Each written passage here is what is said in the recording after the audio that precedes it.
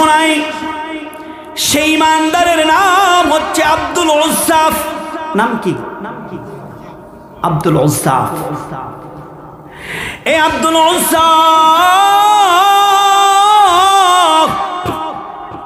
উনি শুনছে আমার নবী মদিনার ভিতরে আসছে, মদিনার ভিতরে আসছে। আসার পরে রে ভাই উনি কয় নূরের নবী মদিনায় আসছে। ডাক দিয়া কয় চাচা, আব্দুল উজ্জার বাবা ছিল না, মার অন্য জায়গায় বিয়ে হয়ে গেছে, চাচার কাছে বড় হইছে। ডাক দিয়া কয় চাচা, শুনছি নবী রাকিবিলে মদিনার ভিতরে আসছে। কয় হ, আমাকে বিদায় দেন, আমি নবীর হাতে কালিমা পড়তে চাই। কয় আমি এই দেবদেবীর পূজা করব না, লা ইলাহা ইল্লাল্লাহর দাওয়াত দেয়, আল্লাহ ছাড়া আর কেউ নাই, আমি ওই জায়গার ভিতরে নবীর কালিমাটা পড়তে চাই। ডাক দিয়া কয় চাচা বিদায় দেন। কয় বিদায় দিলাম, যা।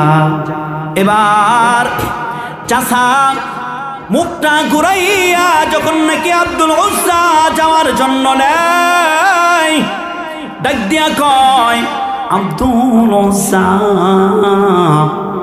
তুই কই যাস?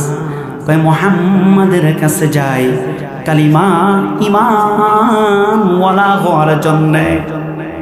কয় জানোস নি গেলে জি কি হবে তোর পরিণতি? কয় চাচা কি হবে? কয় যদি যাইতে চাস তোর সমস্ত সম্পত্তি গুলো আমি চাচার নামে দিয়া তারপরে এই জায়গা থেকে যাইতে পারবি। কন্যা নাউজুবিল্লাহ। কি দিত? সম্পদ। ডাক দিয়া কয় চাচা ইমানের পিপাসা আমার এত লাগছে, সম্পদ চাই না চাচা, নাও আমার সম্পত্তি তুমি নিয়ে নাও, তারপরও আমাকে তুমি বাধা দিও না। এ ভাই আব্দুল উজ্জা সম্পত্তিগুলো দিয়া রওনা দিছে। চাচা আবার পিছন দিক দিয়া ডাক দেয় চাচা, ডাক দিয়া কয় বাতিজা কই যাস? নবীর দরবারে চাই। কয় তোর পরনের ভিতরে যে লঙ্গিটা আছে সেই লঙ্গিটা আমি চাচার দেওয়া, যাবি যতন কিছুই নিতে পারবি না, লঙ্গিটা খয়ারাই খাজা। এ ভাই আব্দুল উজ্জা কেমন ইমানদার আর তুমি কেমন ইমানদার? আব্দুল উজ্জা ডাক দিয়া কয় চাচা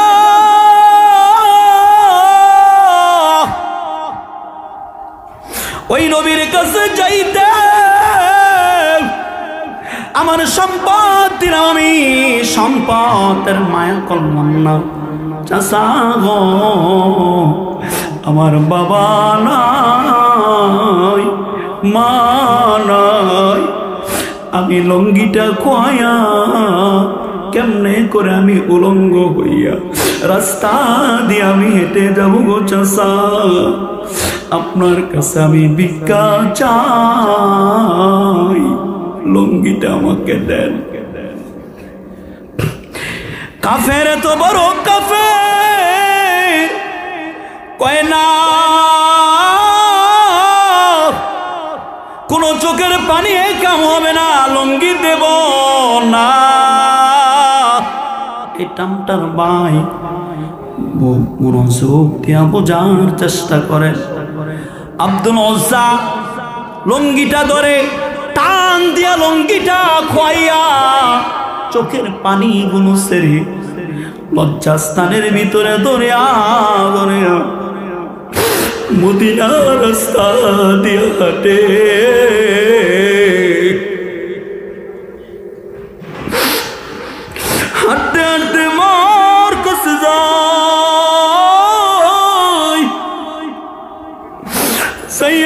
দিয়া কয় মা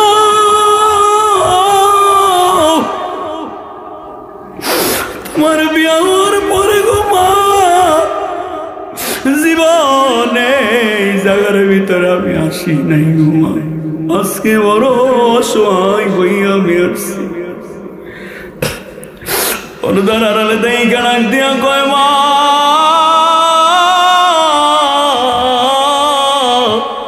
তুমি আমার দিকে তাকায় না গো মা, আমি ঈমানওয়ালা হওয়ার জন্য চাচার কাছে বলছিলাম, চাচা আমার লঙ্গিটা পর্যন্ত রেখে দিছে, আমি আব্দুল ওজ্জা তোমার কাছে উলঙ্গ অবস্থায় এসে হাজির হয়ে গেছি। আব্দুল ওজ্জা ডাক দিয়া কয় মা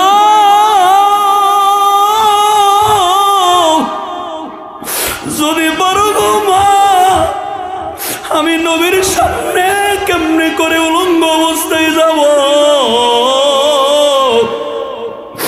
নবীর দরবারে কত বড় বড় মানুষ থাকবে, আমার লজ্জা লাগে গো মা, আমি উলঙ্গ অবস্থায় যাইতে পারবো না, যদি পারো মা আমাকে একটি বস্ত্র দাও, আমি এইটা দিয়া প্রীত হইয়া নবীর দরবারে যাইতে চাই। আব্দুল ওজ্জার মা ডাক দিয়া কয় আব্দুল ওজ্জা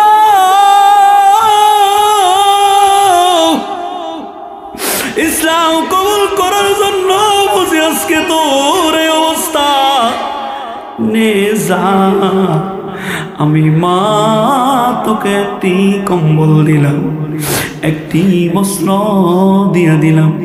আব্দুল ওজ্জা বস্ত্রটা টান দিয়া সিরিয়া অর্ধেক পরনের ভিতরে অর্ধেক শরীরের ভিতরে জড়াইয়া জড়াইয়া মদিনার পথ দিয়া হাঁটে, আর কান্দে ডাক দিয়া কয় আমার নবীর সামনে কখন যাব আর কখন আমি সাক্ষী দেব লা ইলাহা ইল্লাল্লাহ কন্না সুবহানাল্লাহ। কয়েকদিন পর যাইয়া রাসূলের দরবারে যাইয়া হাজির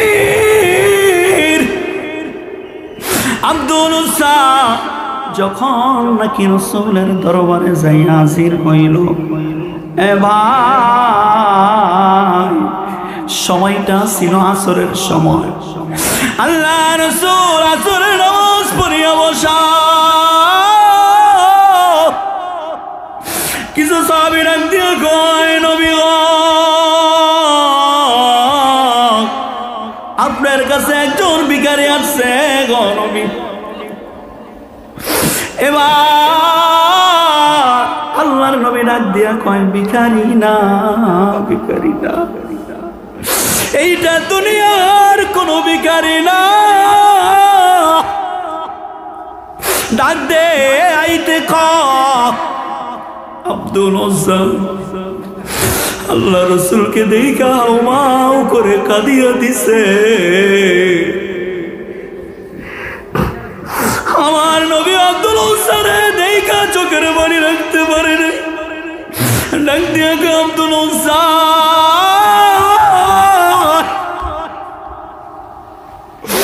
তোর কথা জিবরাইল আইসা আমারে জানাইছে, ডাক দিয়া কই ইয়া রাসূলুল্লাহ আমার বাবা নাই গো, চাচাবার বস্ত্রটা খোয়া রাইখা দিছি, ইয়া রাসূলুল্লাহ আমি আপনার কাছে আসছি, আমাকে ফিরাইয়া দিয়েন না।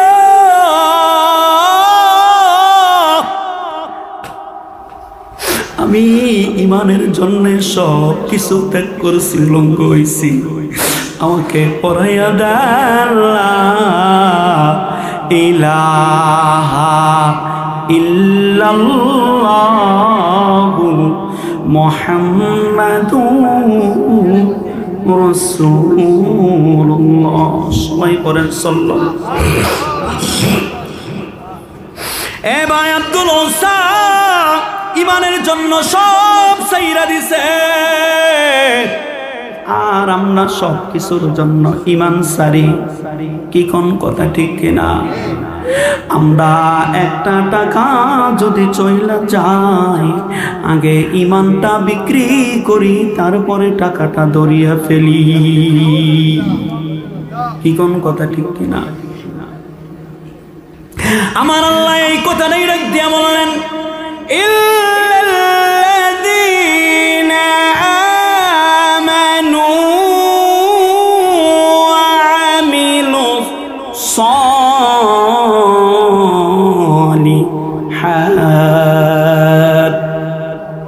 এ বান্দা ঈমান আনো, তারপরে আমলে সালেহ করো। এ ভাই ঈমানওয়ালাদের জন্য কি সুসংবাদ! সূরা বুরুজের ভিতরে আল্লাহ সুবহানাহু ওয়া তাআলা ডাক দিয়া বলেন, ইন্নাল্লাযীনা আমানু ওয়া আমিলুস সালিহাতি লাহুম জান্নাতুন তাজরি মিন তাহতিহাল আনহার। আল্লাহ সুবহানাহু ওয়া তাআলা ডাক দিয়া বলেন, দুনিয়ার মানুষরা যারা ঈমান আনছে, এমন আমলে সালেহ করছে, তাদের জন্য এমন জান্নাত, যে জান্নাতের তলদেশ দিয়া প্রবাহিত হয় নহর। সুবহানাল্লাহ। তাহলে ঈমান আনার পরে কি করতে হবে? আমলে সালেহ। আসেন, ঈমান মোটামুটি বুঝছেন, এবার আমলে সালেহ যাই।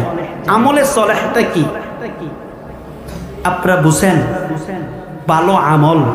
কি আমল? জোরে বলেন, কি আমল? এখন যেখানে আমলে সালেহ মানে ভালো শব্দ যদি ব্যবহৃত হয়, তাহলে আমলের ভিতরে ভেজালও কি এটা বুঝায় না? যদি বাজারে গেলে যদি কেউ যদি বলে এটা খাঁটি দুধ, তার মানে বুঝায় দুধে কি আছে? ভেজাল্লা দুধও কি? যদি বলে এটা খাঁটি তেল, তার মানে তেলের ভিতরে কি আছে? ভেজালও। তাই যেখানে আমলে সালেহ ভালো আমল বুঝাইতে যাইয়া, তার মানে খারাপ আমলও কি? খারাপ আমলের কথা একটু বলবো, যদি না বলি তাহলে তো আপনি চিনতেন না। এ ভাই, ভালো আমল আর খারাপ আমল। ভাই নামাজ পড়ছে, ফজরের সালাত আদায় করছে, করার পরে রে ভাই ক্ষেত খামারে কাছের জন্য গেছে, হাল চাষ করবে। ভাই লাইলটা কোবাইতে কোবাইতে এমন 2 ইঞ্চি বানান না, আমলটা বালা না খারাপ। ভালো আমল আর খারাপ আমল বুঝতে পারতেছেন? নামাজ পড়ছে, লাইলটা কোবাইতে কোবাইতে কয় ইঞ্চি, তাহলে এই আমলটা মনে খুব বালা। এবার ভালো আমল বুঝেন।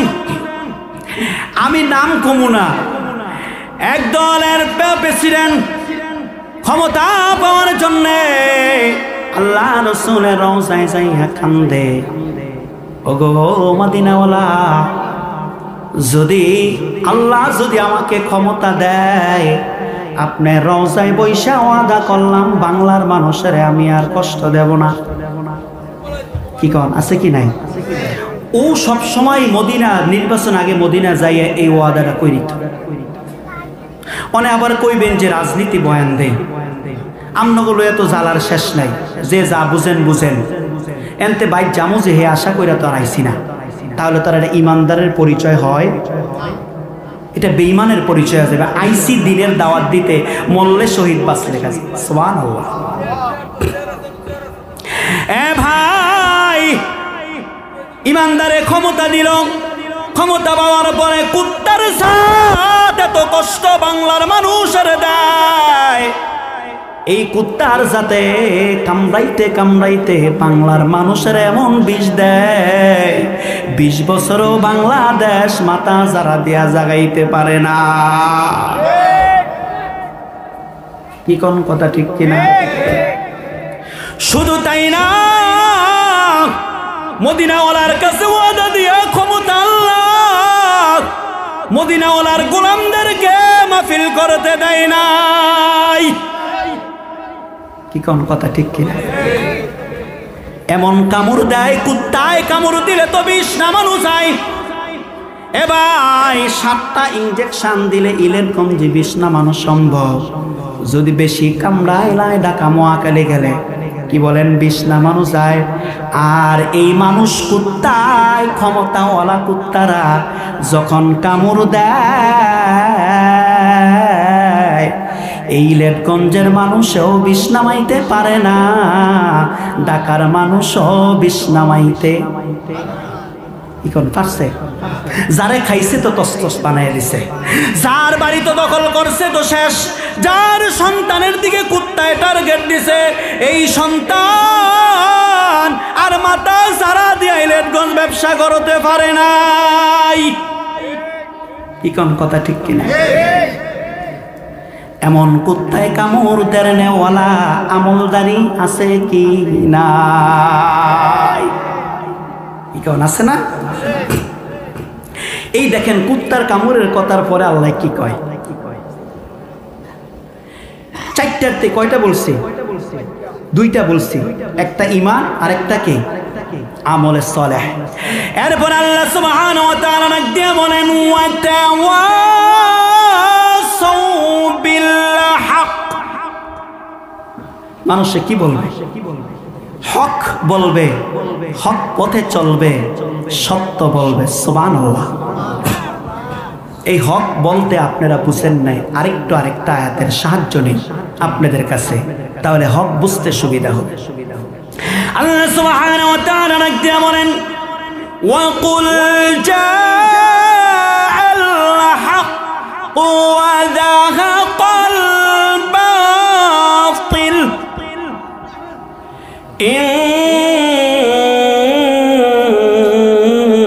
ইন্নাল বাতিলা কানা যাহুকা।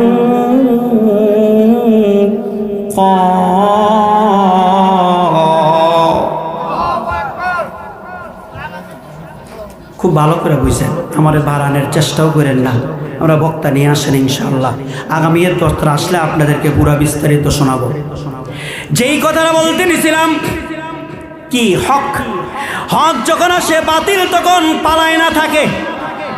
যখন বাতিল তখন পালায় না থাকে। পালারে পালা, জলদি পালা, নইলে তোদের গলে ঝুলবে তালা। কি কোন কথা ঠিক কিনা? হক তো আসছে, বাতিল তো কাঁপছে, ছিনিয়ে নিচে ওদের জয়ের মালা। পালারে পালা, জলদি পালা, নইলে তোদের গলে ঝুলবে তালা। কি বলেন কথা ঠিক কিনা? যখন হক চলে আসে তখন বাতিল আর থাকতে কি বলেন না পারে। আল্লাহ সুবহানাহু ওয়া তাআলা 1000 বছর আগে এই কথাটাই বলে, মানুষ যখন সৎ পথে চলবে, হক পথে চলবে, কি পথে? হক পথে যখন নাকি চলবে তখন বাতিল আর এই জায়গার ভিতরে থাকতে পারবে না। বাতিল যখন নাকি থাকবে তখন বাতিল পালায়া যাইতে বাধ্য থাকিবে। ভাই খুব ভালো করে বোঝার চেষ্টা করেন। এখন কিছু কিছু মানুষ আছে হক কথা পছন্দ করে না। কোন কথা ঠিক কিনা? হক মজা লাগে না। হক যদি আপনার কাছে যদি মজা যদি না লাগে, আপনি যাদেরকে দুধ করা দিয়া যাদেরকে সাপ পালতেছেন, আপনি মনে রাখেন এই সাপ আপনাকে এর পরের দিন সফল দিবে, এর ভিতরে কোনো সন্দেহ কি বলেন না আছে। একজন হাজী সাহেব সে চিন্তা করছে আমারে সবাই মূল্যায়ন করে, সম্মান করে, আমি কিছু কইতাম না। হ্যাঁ, হক কইতো না, খালি মুখ বুঝেই কি থাকবো। উনি ভালো মানুষ, সম্মান করে, খুব ভালো করে বুঝেন। ওই হাজী সাহেব আর ওই খারাপ গাঞ্জুটির ভিতরে পার্থক্যটা কি একটু বুঝেন। যারা গাঞ্জা বেচে টামটাতে আছে না বেশুন না লোক, আবার হাজী সাহেব তারা গাঞ্জারা পছন্দ করে না, কিন্তু তাকে শেল্টার দিয়ে কি আছে না, তো এখন তাদের ভিতরে পার্থক্যটাকে আমি একটু বুঝাই, আপনি বুঝেন। এবার এই পথের ভিতরে একটি গরু, মরা গরু পড়িয়া রইছে। কি গরু? মরা গরু পড়িয়া রইছে, পচি এমন গন্ধ বাইর। হাজি সাহেব এই জায়গা দিয়া যায়, গন্ধ পায় কি পায় না? ওই খারাপ গান জুটি যায়, এই জায়গা দিয়া গন্ধ লাগে কি লাগে না? তুলনামূলক দুইজনের গন্ধ সমান না, কম বেশি আছে? কি বলেন? না কম বেশি আছে? তাহলে একটি সমাজের ভিতরে যখন নাকি হক কথা হয় না,